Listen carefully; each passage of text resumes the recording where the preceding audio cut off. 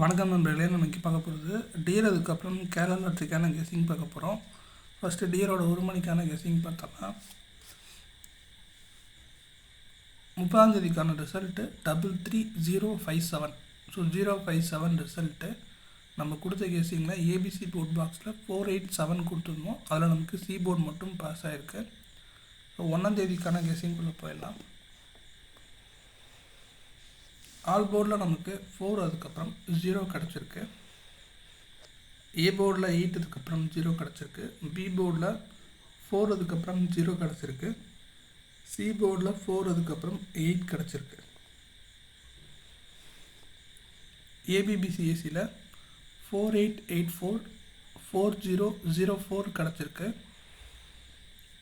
ABC board பாக்ஸில் 480 அதோட power நம்பரான 935 கிடச்சிருக்கு.